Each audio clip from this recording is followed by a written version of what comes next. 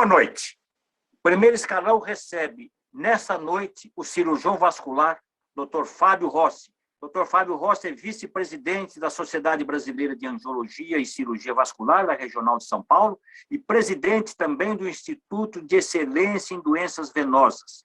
Para participar do programa comigo, com o Dr. Fábio Rossi, eu convidei a jornalista Elizabeth Dutra, apresentadora do programa Visão e Poder, da Record News. Elizabeth tem muita experiência, é uma comunicadora tarimbada. Obrigado, Elizabeth, por atender o meu convite. Obrigado, doutor Fábio, por atender o nosso convite. Doutor Fábio, eu gostaria de começar o programa fazendo uma entrevista que eu considero capital. Nós estamos vivendo hoje uma pandemia que deixa o mundo de joelhos. Há uma preocupação não só mundial, como também do Brasil. A situação no Brasil é terrível, já ultrapassamos mais de 500 mil óbitos, 500 mil de mortos nessa pandemia. Eu queria começar a perguntar para o senhor o seguinte: qual é a relação que existe? O senhor é um especialista na área vascular, qual é a relação que existe entre a Covid-19,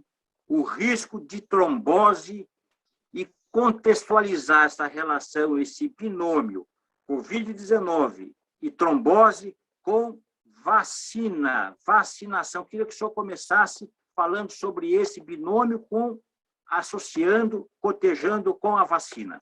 Muito obrigado, doutor Fábio.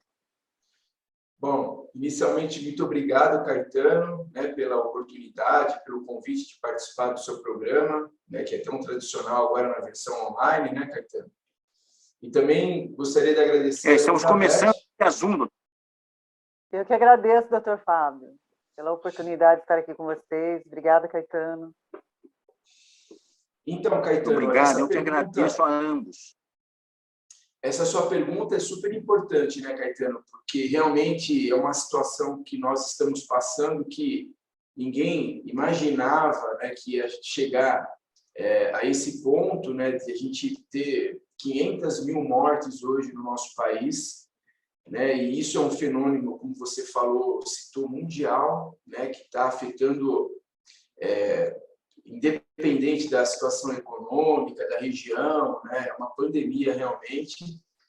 E, como você bem disse, essa pandemia, ela, desde o começo, nós percebemos que ela tem uma relação muito grande com a trombose.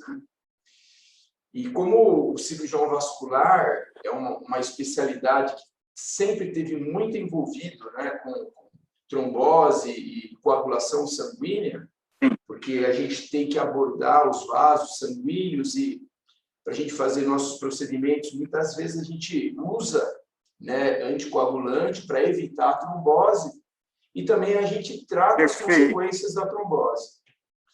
Então, como essa doença, o principal problema em relação à trombose e Covid é que o SARS-CoV-2 vírus, ele provoca uma reação inflamatória um pouco além do normal, meio desordenada, principalmente alguns pacientes que têm alguns fatores de risco.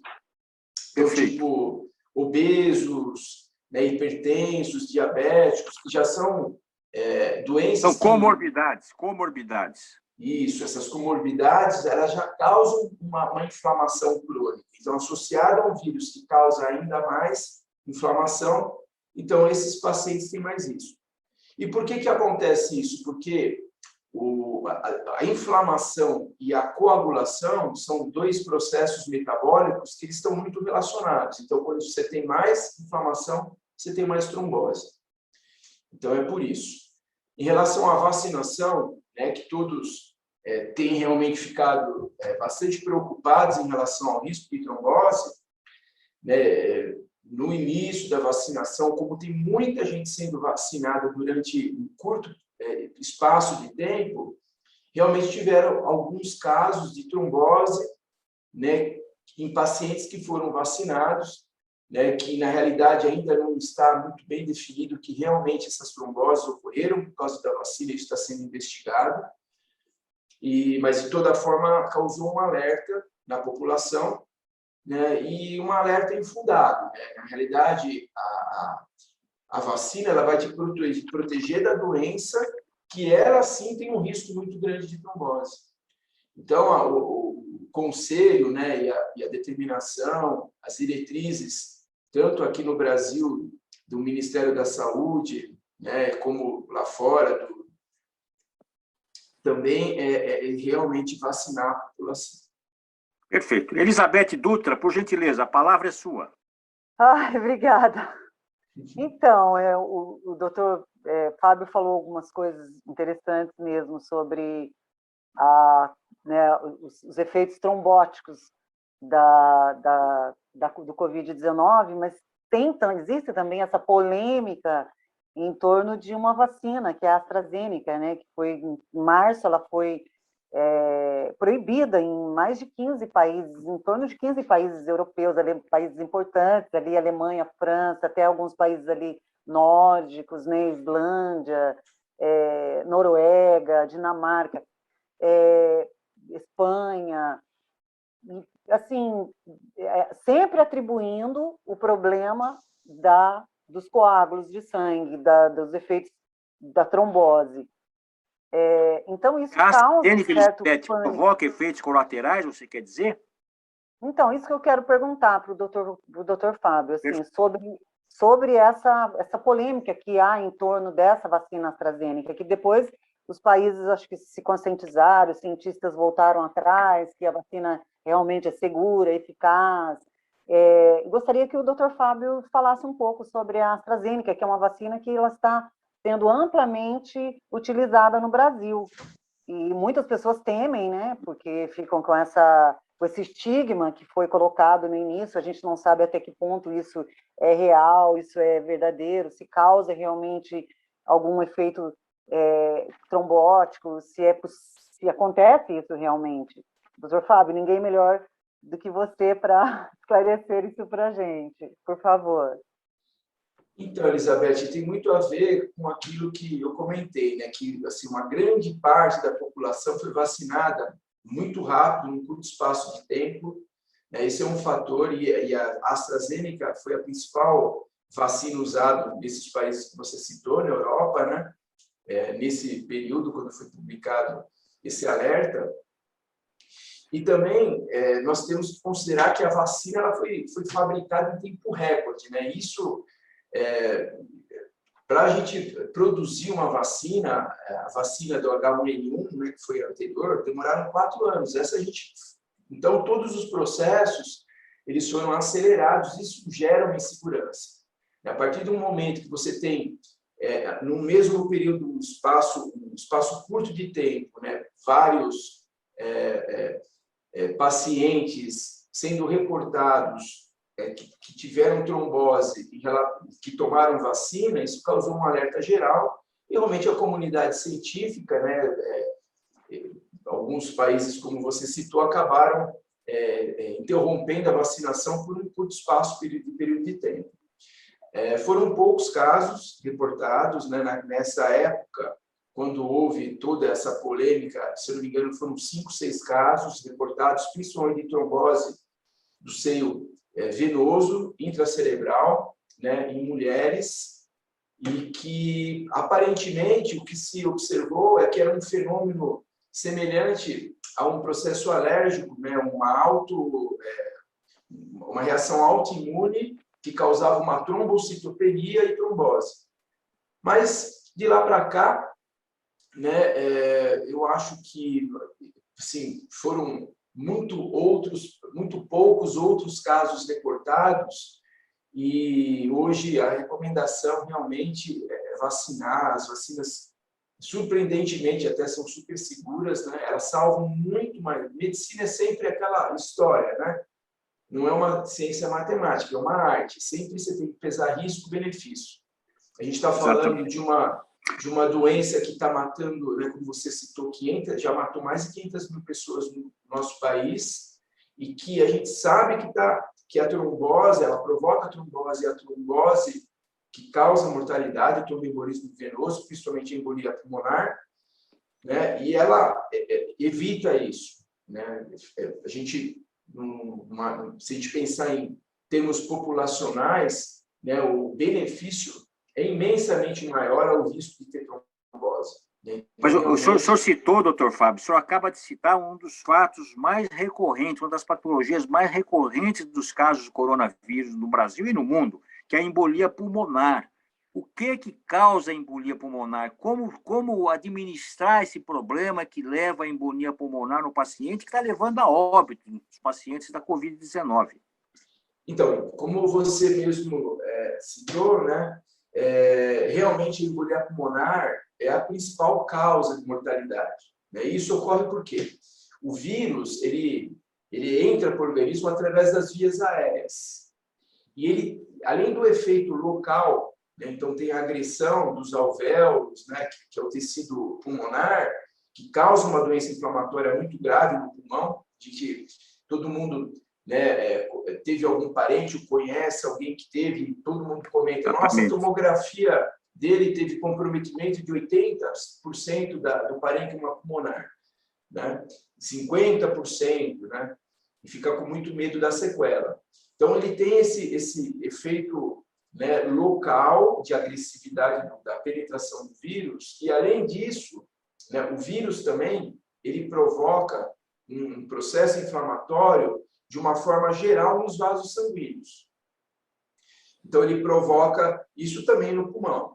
Então, quando você tem esse processo inflamatório, a gente tem dois problemas, né? A trombose da microcirculação que ocorre no pulmão e também o risco de uma trombose, né? E o trombo, na realidade, a trombose o que é? Um coágulo, né? Que geralmente ele se forma nas pernas. Então, aquela história, a trombose venosa profunda. Então, membros inferiores. Pernas, nos membros inferiores, que é o local mais comum. A trombose pode acontecer em qualquer parte que existe vaso sanguíneo. Quando esse trombo ele se desloca pela corrente sanguínea, ele passa através do coração e ele procura os pulmões para oxigenar.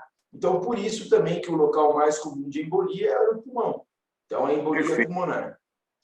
E a gente sabe, né, que a embolia pulmonar, se ela for maciça, se ela comprometer uma quantidade significativa de vasos sanguíneos, ela causa uma sobrecarga ao coração, às câmaras cardíacas direitas, e isso pode levar até um colapso cardiorrespiratório, uma parada cardíaca e a morte do paciente. Perfeito. Elizabeth. Então, eu tenho uma curiosidade, porque agora foi né, inverno, tudo, tem a vacina H1N1, né, que já está sendo... a da gripe? Da gripe. A da gripe. Eu gostaria de saber a correlação positiva e negativa que pode ocorrer entre os vacinados, os vacinados, né, de Covid-19. Existe uma... isso é positivo vacinar, ou pode acontecer uma interferência na formação dos anticorpos do Covid? O que o doutor poderia nos expor sobre isso? Não sei, estamos fugindo um pouquinho do tema dos vasculares, né, que é a sua especialidade, mas gostaria de saber qual que é a sua opinião sobre esse tipo dessas duas vacinas, né, porque os médicos aconselham que após 15 dias da vacinação já pode ser ministrada a outra vacina. Claro. É possível? Acontece alguma reação? Pode interferir na sua opinião, pode interferir na formação de anticorpos contra o Covid-19? Não pode dar um choque de vacinas? O que pode acontecer? Por então, favor. Elizabeth, é uma pergunta super importante e, assim, eu tenho recebido muita ligação de paciente mesmo, principalmente os mais idosos, né? Perguntando isso, uma pergunta super pertinente. A gente tem duas doenças virais, né? O SARS-CoV-2, que é o Covid, e tem o H1N1, né? Qual que é o grande problema epidemiológico em relação a isso, né? A gente está entrando no inverno e no inverno a gente costuma ficar mais né, em ambientes fechados, então a transmissão é maior e existe um um boom de casos de também pneumonia viral, né, que também usa recurso hospitalar, que esse é o grande problema. Né? A gente vai entrar no inverno agora, quer dizer, a gente tem paciente COVID e fatalmente vai ter também paciente com pneumonia por H1N1. Esse é um problema. Em relação à vacinação, o nosso organismo, né, a gente está constantemente formando anticorpos. Isso é a nossa defesa imunológica. Quando a gente vai fabricar, né, a nossa proteção imunológica contra o H1N1, né, é um vírus totalmente diferente. Ele tem diferenças, então o seu organismo vai provocar uma reação imunológica contra aquele vírus. Né? Então, essa é a vacina, né, que a gente vai tomar para H1N1.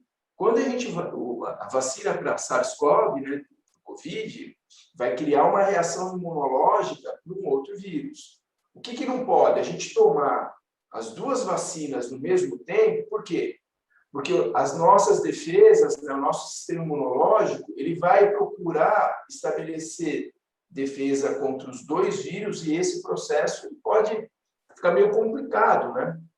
Então, o ideal é, como você mesmo falou, né, esperar de 15 a 30 dias entre uma vacina e outra, para o seu organismo poder ter força suficiente para formar uma formação imunológica suficiente para te defender contra aquela doença. Eu não sei se eu consegui responder sua pergunta. Muito. Está ótimo.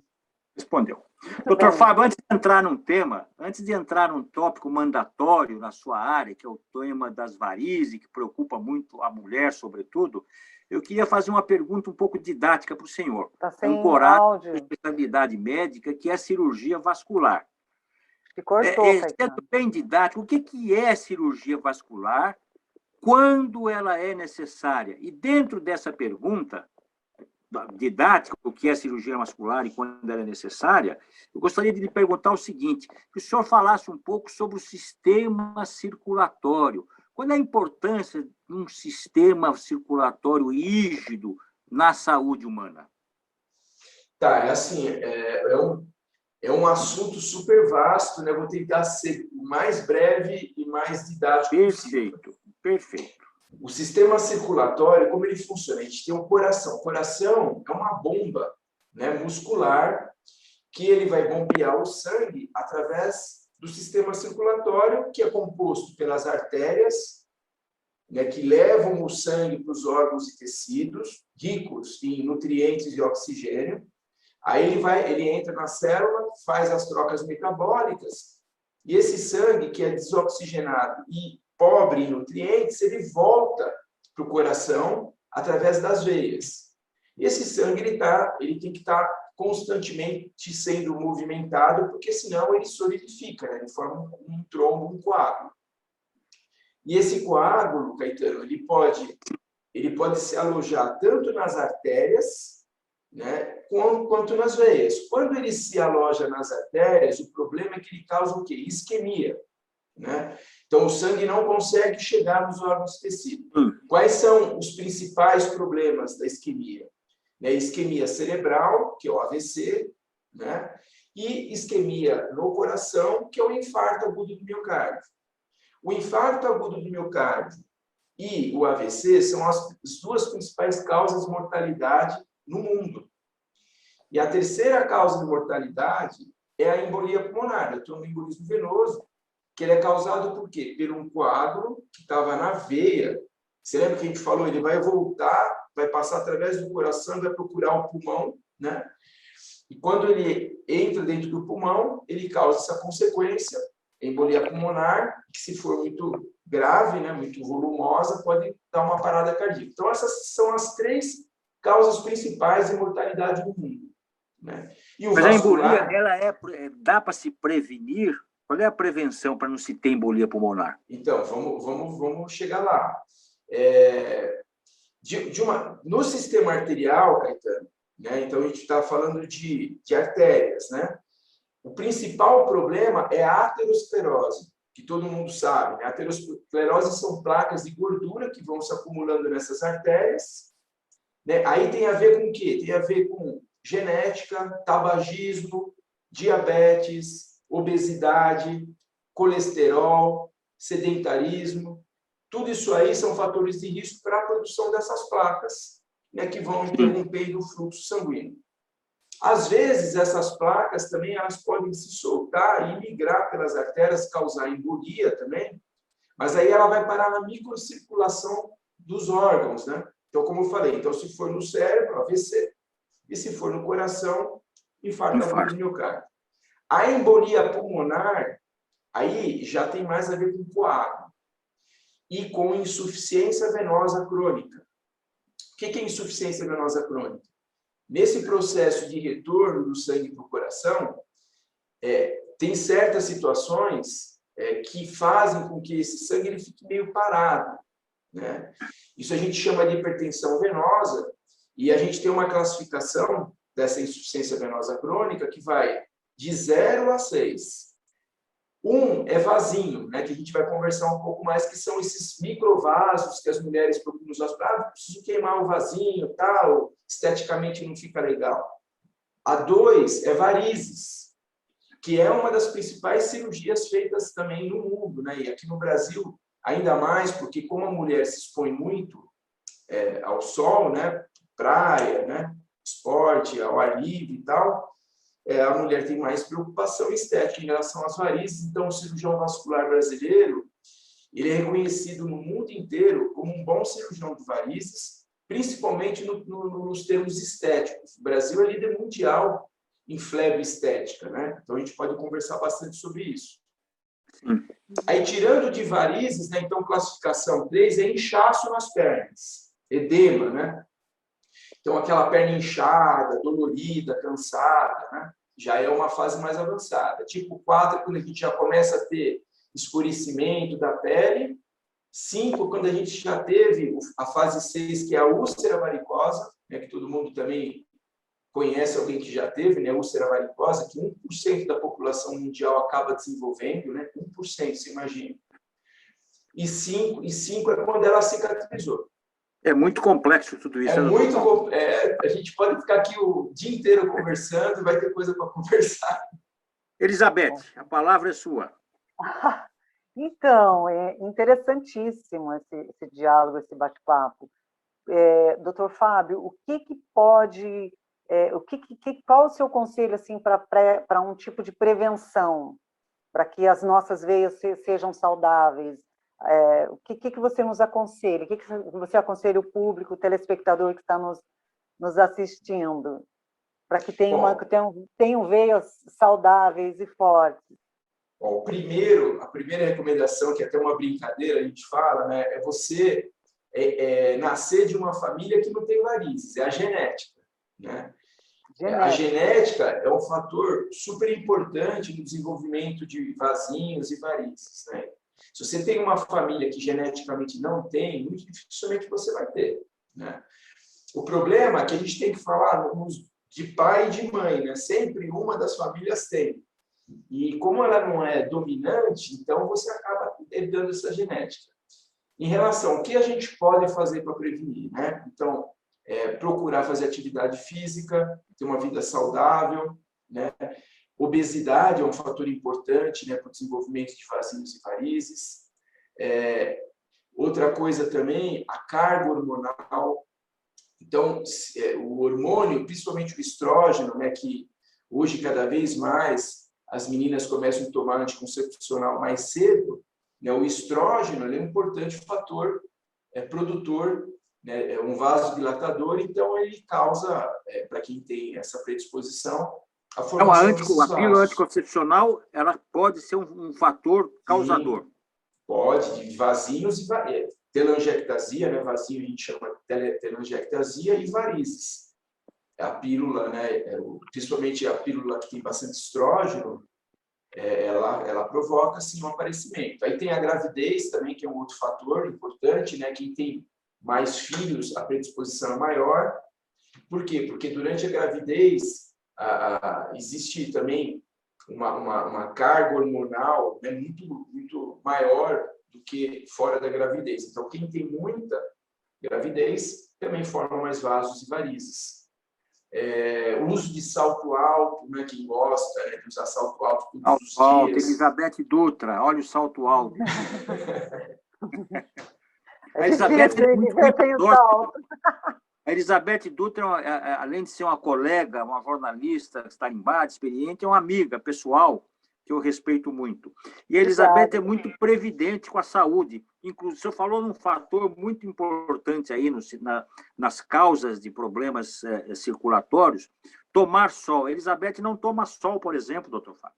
Não gosta de tomar sol? Não, é que eu sou proibida pelo meu dermatologista. Você ouviu? Eu tomo vitamina D industrializada com... tomo algumas fórmulas, assim, sabe? Entendi. E eu procuro, assim, me cuidar, né? Porque eu vejo amigas da minha idade que elas perderam o colágeno da pele. Sim. E o colágeno da pele é um problema. Por exemplo, eu faço fotona 4D, todo de 2 em 2 anos. Eu procuro me cuidar, mas eu vejo, assim, por exemplo, o meu corpo é diferente, por exemplo, das minhas amigas que tomam sol. Minha pele é firme. Eu vejo que a pele delas tem um problema de flacidez, a pele, eu não estou falando do músculo, né? Que eu também treino Entendi. todos os dias, procuro ter uma vida bastante saudável, alimentação saudável, treino todos os dias. Então, assim, eu tenho medo um pouco disso, do sol, né? Mas eu acho que até é um pouco excessivo esse meu receio do sol. Não que eu não goste do sol, eu já tive casa na praia, barco, jet ski, essas coisas, já dei umas extrapoladas. Mas aí parei um pouco, sabe? Sei. Mas o importante é que você tenha uma vida saudável, faz bastante exercício, né? Isso aí é Ah, excelente para a circulação, né? Tanto arterial quanto venosa, né? O exercício físico é importantíssimo para a saúde vascular, né? Doutor Fábio, quais são as doenças vasculares mais recorrentes hoje, especificamente, nesses tempos modernos, que as pessoas não cuidam da alimentação, não fazem exercício físico, etc.?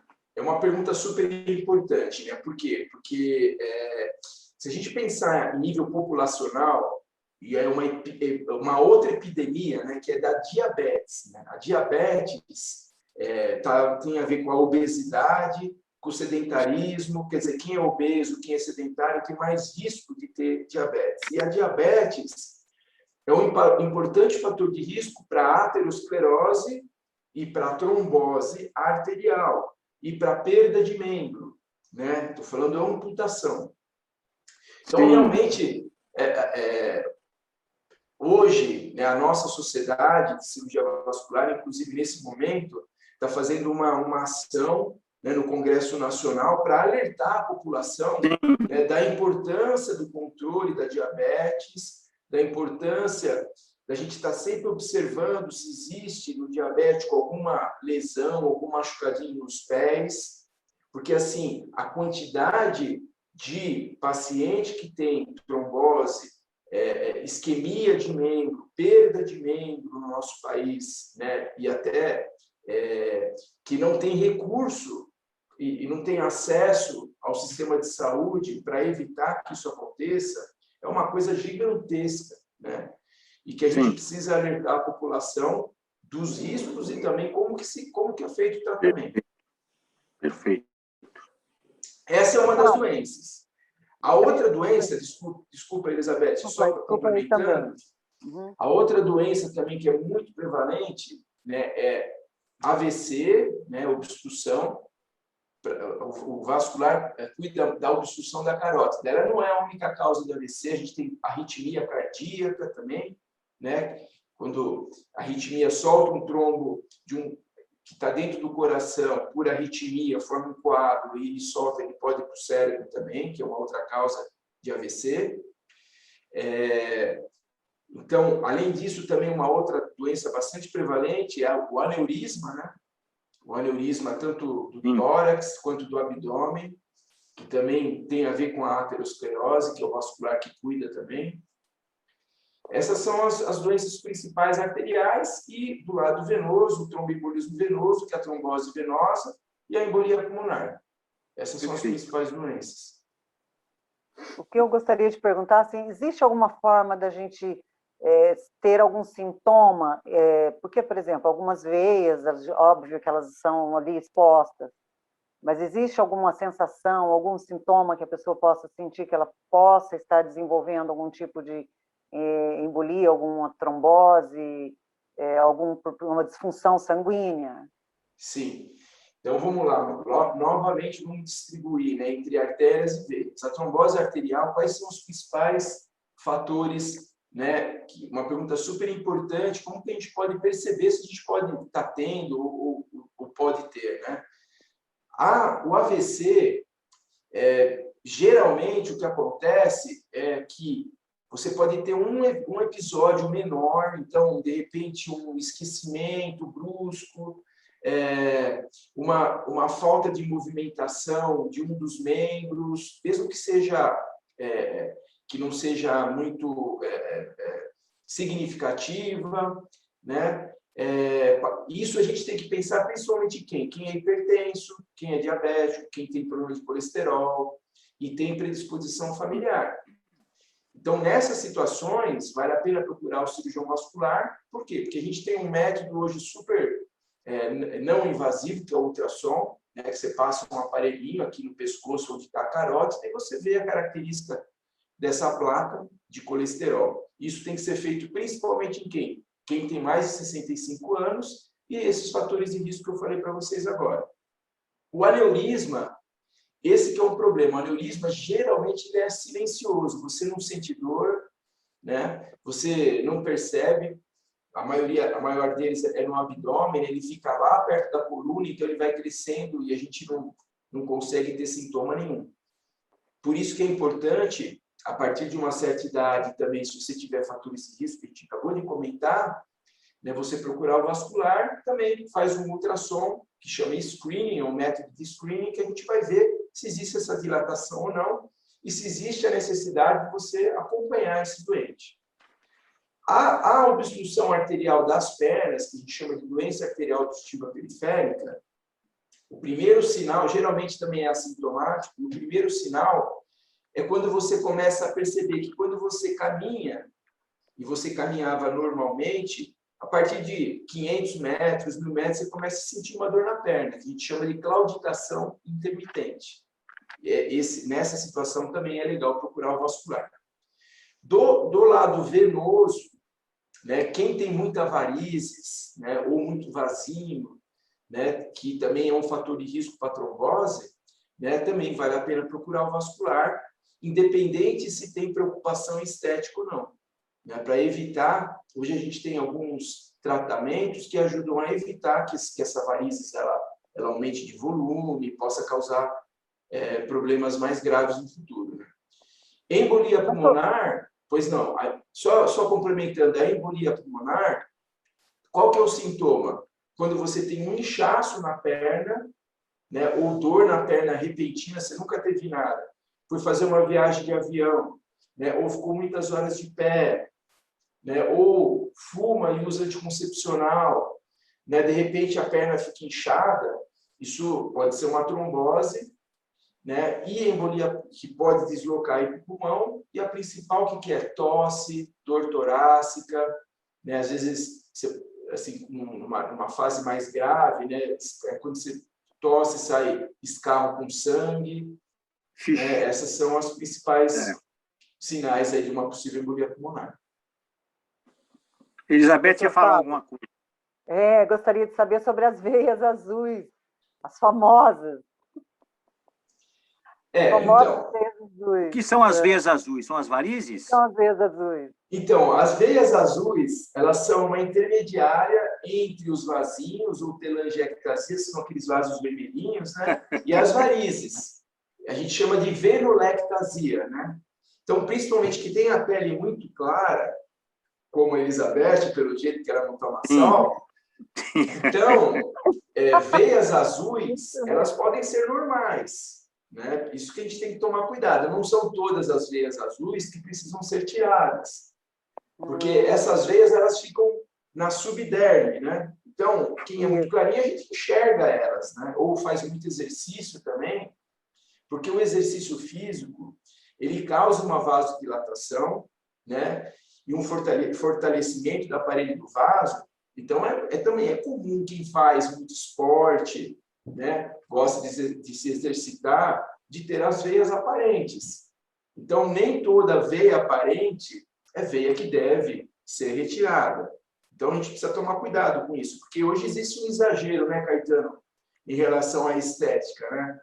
Então, é uma preocupação, hoje existe uma preocupação estética até que está começando não, né, Elizabeth? O homem hoje é muito preocupado com estética, inclusive com varizes. Eu gostaria que você falasse sobre varizes no homem, doutor Fábio, porque existe uma sintomatologia, eu acho que é até um pouco diferente da mulher e do homem, não é isso? Não sei se me corrija se eu estiver errado. não, assim, na realidade, o homem, a doença é muito mais prevalente na mulher do que no homem, né? Mesmo porque Sim. o homem, o hormônio que tem predomínio é a testosterona, e a mulher o estrógeno. A testosterona é o contrário, né? Ela é uma vasoconstritora, né? Então, Sim. ela até acaba protegendo o homem da formação de vasinho e varizes, né? Agora, hoje a gente tem preocupação estética, eu não estou falando que a gente não tenha que ter, né? Mas o homem, cada vez mais, também se preocupa com isso. Então, é muito comum, né, o homem hoje procurar o cirurgião vascular também para fazer o tratamento estético das varizes, né, e a aplicação nos vasinhos é muito comum. Agora, a presença de sintoma, ele é igual, né, para o homem e para a mulher. As varizes... Mas o homem faz mais cirurgia vascular das varizes do que a mulher, não é isso, doutor Fábio? Não, muito mais Não? mulher, Caetano. Muito mais mulher. Assim, acho que a Inclusive, proporção... agora no inverno, doutor Fábio, estamos começando o inverno, começou no último dia 21, as mulheres procuram o cirurgião vascular muito nessa época, né, doutor? Porque, assim, existe o conceito, né, que as varizes têm que ser operadas no inverno, porque para você poder aproveitar o verão. Assim, é mais confortável, eu acho, talvez, operar no inverno, realmente, mas essa preocupação de... Hoje em dia, a gente tem técnicas, né, Caetano, muito mais modernas e que, esteticamente, elas apresentam um resultado até melhor, né? Técnicas menos invasivas, né? Por exemplo, cirurgia hoje de varizes, ela pode ser feita por termoablação, né? Que é laser, radiofrequência, você não tira mais ela, né? O que acontece é que, na técnica convencional, quando você retira a safena quando ela está insuficiente, e ela é a principal causadora das varizes tributárias, né? Só para assim, o pessoal que não é leigo entender, nem sempre a safena ela precisa ser retirada e nem sempre ela é visível, né? O que a gente vê muito, as varizes que a gente vê mais, né, elas são as varizes tributárias à veia safena insuficiente, né? E a safena, quando ela é insuficiente, na técnica convencional, a gente passa uma haste metálica através da sua luz e a gente puxa ela, a gente retira ela. E essas tributárias, a gente não liga uma por uma, então fica um pouco mais de hematoma. Isso causa um pouco mais de desconforto, né? E realmente, quando você tem um hematoma, tem que se evitar a exposição ao sol. Mas hoje a gente tem técnicas que não são invasivas, menos invasivas e que também você não precisa se abster tanto tempo da exposição ao sol. Perfeito. Elizabeth. Eu tenho aqui,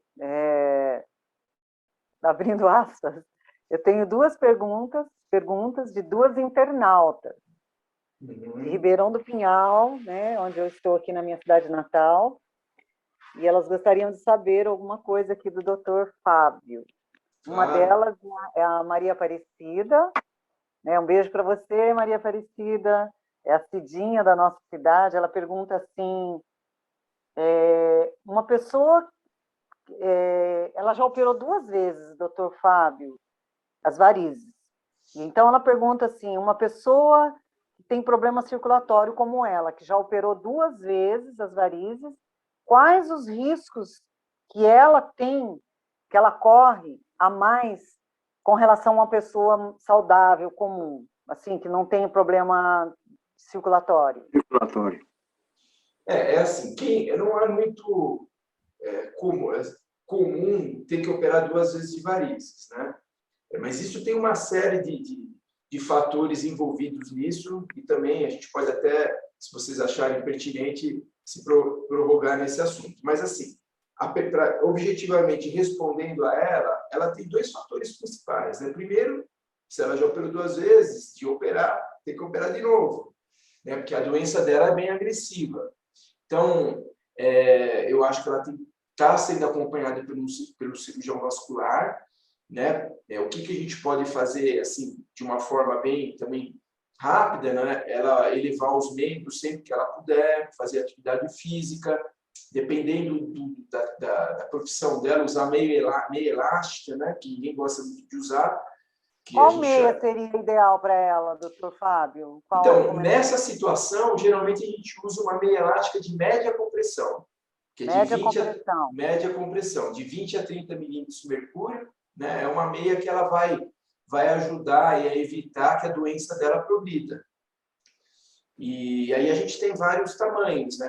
3/4, que vai até o joelho, 7/8 e meia calça, né? Que são as meias que a gente recomenda na maioria das situações. Sim. Doutor Fábio, o senhor está falando sobre vários assuntos importantes, muito importantes para o internauta que nos assiste, o telespectador que nos vê. Quem quiser contactá-lo, como a Cidinha, por exemplo, se quiser contactá-lo e conversar com o senhor, quais são os contatos do Dr. Fábio Rossi? Então, a gente tem, você sabe, né, que nós estamos com esse projeto, Instituto Venoso, que é um projeto bem bacana, que tem mais ou menos 1 ano, que é realmente para falar sobre essas doenças, né, doenças venosas, o foco de toda a equipe, dos associados, né, esse tratamento de doenças venosas, nas suas diferentes fases. Aí, perfeito. O Instituto Venoso está no Instagram, é instituto.venoso, né? Lá você consegue ter todas as informações. Instituto.venoso. Lá a gente tem lives que a gente vai conversa, né, sobre essas doenças. A gente tem também a página na internet, né, que é www.institutovenoso.com.br. Perfeito. Lá tem então, pode repetir www.institutovenoso.com.br. Perfeito. Quem quiser acessar, lá tem um monte de informação, um monte de entrevista, um monte de... E também tem um consultório particular, né? Que precisa... Eu não tenho o número aqui agora da minha secretária. Mas nós vamos colocar na tela o WhatsApp, na edição. Isso. Aí é só ligar para a Valéria também, né? O WhatsApp, puder ajudar. Essas são os principais canais de comunicação. A Elizabeth tinha outra... Caetano, a Elizabeth, acho que tinha uma outra pergunta. Desculpa, pois não, Elizabeth. Tem outra pergunta de outra amiga de Ribeirão do Pinhal, a Ângela Patrial. Um beijo para você, Ângela, para todos os pinhalenses, né, do meu coração. A Ângela está perguntando, que foge um pouco do tema, né, mas que talvez tenha a ver também, um pouquinho, mas interessante essa pergunta.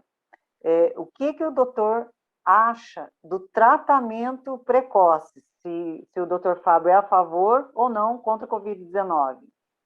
É uma pergunta polêmica. Nossa, essa pergunta é super polêmica, né? E é difícil responder. Bom, eu vou falar como que eu vejo a minha opinião pessoal, né? A medicina, como eu falei para vocês, não é uma ciência exata, é uma arte, né? O médico, quando ele vai tomar alguma conduta, o que ele leva em consideração? Ele leva em consideração o que ele aprendeu na faculdade, né? O que os professores que ele teve maior contato ensinaram, e assim, em medicina tem muito isso, né? Então você pega, tem um professor que você gosta, que é um cara mais intuitivo, tem um outro que é mais cientista, né? Você vai adquirindo uma série de informações, né? E você usa isso para você tratar. Um problema muito sério na medicina atual, né? O principal é a relação médico-paciente, é a confiança que o paciente tem no médico, né? Todo mundo, você que é do interior, você sabe, né? Antigamente tinha um médico na cidade todo mundo ia lá, às vezes, só para conversar, e uma palavra, às vezes não tinha um remédio, uma palavra já trazia conforto, a pessoa já saía melhor, né? Então, essa relação médico-paciente é uma coisa muito importante, que está sendo perdida. Em relação à pergunta dela, qual que é a principal crítica, né, aos medicamentos usados no tratamento precoce? É que eles não foram desenvolvidos para tratar o COVID, né? São a ivermectina, né, por exemplo, como um exemplo, né, ele é uma droga anti-inflamatória, né, muito potente. Então, existe um princípio, né? Então, a gente está falando de uma doença inflamatória. Então, será que essa... E a gente tem visto também muita gente falando que melhorou, fazendo tratamento precoce. Eu não sou contra, né? Agora, se a gente for falar, eu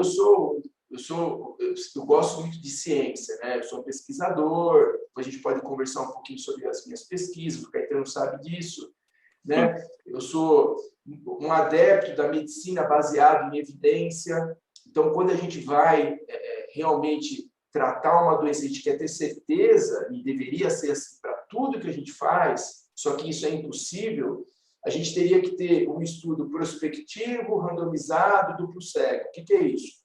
A gente vai tratar uma população parecida, né, da mesma forma, né, uma dessas populações que a gente vai randomizar, vai sortear quem que vai receber ou não, a gente vai dar um tratamento e depois vai ver o que acontece. Só assim a gente pode ter certeza que realmente aquela ação não nos traz efeito. Só que isso, se a gente for pensar de uma forma honesta, existe muito pouca coisa que a gente trata hoje dessa forma. O médico ainda usa muito e deve usar muito a sua intuição, a sua experiência, né? A ivermectina pode ser boa numa região X e não ser boa na região Y, né? Nem todo mundo está sendo vacinado, né? Então, tem muita coisa a ser considerada, Beth.